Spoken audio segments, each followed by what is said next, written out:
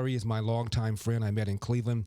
She was on a cruise ship when the pandemic, or when we realized we had a pandemic, and she was on the ship for something like about a month. And let's check in with her. Valerie, how are you? Hello, Larry. Valerie. Yeah, the continuing saga, indeed. Valerie, I'm getting lots of responses, and they want to know more about you.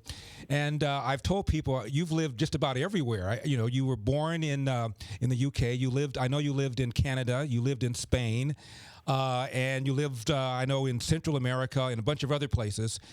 Give us a little bit of your history. Must I? Yeah. Well, I spent a lot of time in the United States, and then when I retired, I went to South America. I went to Ecuador, and I lived in Ecuador for about 5 years. And then 4 years ago, I moved to Colombia, and I am in love with Colombia. If only I could get there.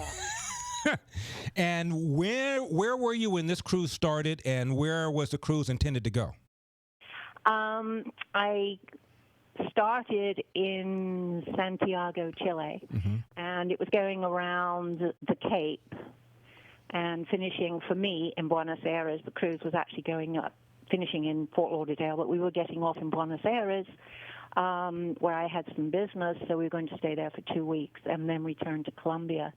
But by the time we hit Buenos Aires, the ports were closed, and so the saga began. Now, you were on this ship for a whole month before they took you off because you had contracted the coronavirus, as others Correct. had, but you were sick enough that they took you off and took you to a hospital. Correct. And you were in the hospital for how long? Just 5 days. And I think I asked you, did you use hydroxychloroquine? Did, yes. What were your symptoms? I had double pneumonia. And, the temperature, the whole bit. How do you feel now? Fine, just climbing the walls. Same as always. No residual effects from this. No loss of breath. No loss of breathing capacity. No nothing. Not that I know. I'm not walking. I'm not exercising, and I'm staying in a hotel. And when you think of a hotel, you think of people, phones, activity. No, I'm in this 500-room hotel, and I'm it. And you're the only person there. At the moment, there's a receptionist, of course. And then your traveling companion is the only person on the ship right now.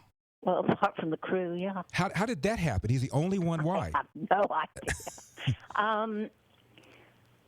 I know that today there was a flotilla of 15 cruise ships that left the Florida area and went down to the Bahamas. And in the Bahamas, they were switching ships. There were 9 passengers that were actually left on the Coral Princess, some of whom were from Russia, so they were going on to one of the other cruise ships that was going to go through Northern Europe and into Russia. They were taking a lot of crews home to Asia, Malaysia, India, and God knows where else, and Javier was the only one left. Valerie, how many passengers and crew members altogether, and how many contracted the coronavirus? I don't know. Originally, there were 1,800 passengers and about 1,000 crew. I know that one of the crew very sadly died about a week ago. They had a memorial for him yesterday. And 3 passengers died. But God knows how many people left that ship with the virus. I know there was one in Bermuda because I read about that. But, you're watching so many people that are sick. And I don't know. We'll never know, will we? And let's face it, so many people have this virus and they don't know it. So how do you get home? When do you get home? I don't know. I don't think that I'll get home until the end of May. I think the country's shut until then. And it may or may not open. I mean, just this week, Argentina decided they were going to keep their country closed until the beginning of September. How would you describe the quality of medical care you got? The jury's out. I think the hospital was very good. I say accolades to the hospital. I mean, what a horrible, horrible, difficult job they're doing. On the ship, not impressed at all. Were you told the truth? Were you kept informed? Did you feel you were misled?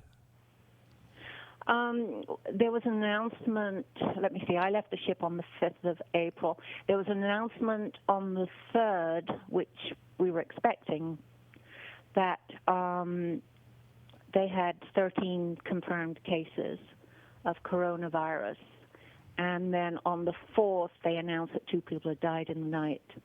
And then the next day, when they took me off the ship, the day before, they were, what's it called, medvac? Mm-hmm. Medevac. In the helicopters taking people, because the local hospitals were not taking patients, so I believe they were going to Orlando. Mm-hmm.